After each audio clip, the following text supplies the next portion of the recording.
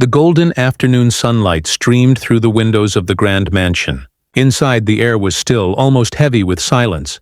On the polished hardwood floor, an elderly man named Richard knelt, his hands trembling as he tried to gather scattered utensils and spilled milk from a fallen bucket. His eyes were red, his body frail, and his dignity shattered. Richard was no ordinary old man. Years ago, he had been a hard-working laborer who sacrificed everything to provide for his only son, Daniel. He worked day and night, building a future so his boy would never know the hunger and struggle he endured. Now Daniel was a wealthy millionaire, a man admired for his success, living in a world of luxury that Richard had never dreamed possible. But on this day, Richard wasn't treated as a father, but as a burden. Standing over him was Daniel's fiancée, Melissa, a beautiful, ambitious woman who wore expensive clothes and carried herself with an air of superiority. Her sharp voice cut through the room. "Look at you! You can't even carry a bucket of milk without making a mess. This is a millionaire's home, not some barn. You don't belong here." Her words pierced Richard's heart deeper than any wound could. He looked up at her, his eyes brimming with tears. His voice cracked as he whispered, "Please, I'm your fiancé's father. I gave him everything I could. I raised him with my bare hands. Show me a little respect." But Melissa only laughed cruelly. "Respect? Don't make me laugh. Do you know how embarrassing it is for Daniel to have you here? You walk around with those old clothes, smelling of sweat and dust.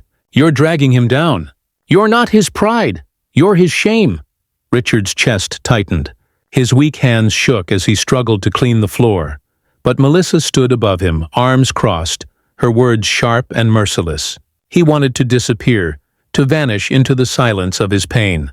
His only thought was that maybe he should never have come to live in his son's mansion. And then, it happened. The sound of the front door opening broke the tension. Footsteps echoed through the hallway. Melissa froze, her eyes widening in sudden panic. Standing in the doorway was Daniel, dressed in a sharp suit, a suitcase by his side. He had returned earlier than expected from his business trip. His gaze fell on the scene before him. His father on the floor, humiliated, tears streaming down his weathered face. Melissa standing above him, her expression guilty, caught in the act of cruelty. For a moment, silence hung heavy in the air. Then Daniel's voice, filled with shock and fury, shattered it. "Melissa, what are you doing?" Melissa stammered, rushing to defend herself. "Daniel, you don't understand. He spilled the milk, I was just—" But Daniel cut her off, his voice thunderous, his eyes blazing with rage. Don't you dare humiliate my father in my house." He rushed to Richard's side, kneeling down, lifting him gently. "Dad, I'm here." "I'm so sorry. I should never have left you alone with her." His voice broke with emotion as he wiped his father's tears. Turning to Melissa, Daniel's expression hardened. "Do you know who this man is? He is the reason I am standing here today. Every success, every dollar I earned, every step I climbed, it was because he sacrificed everything for me. He went hungry so I could eat. He wore torn shoes so I could go to school. And you dare call him a shame?"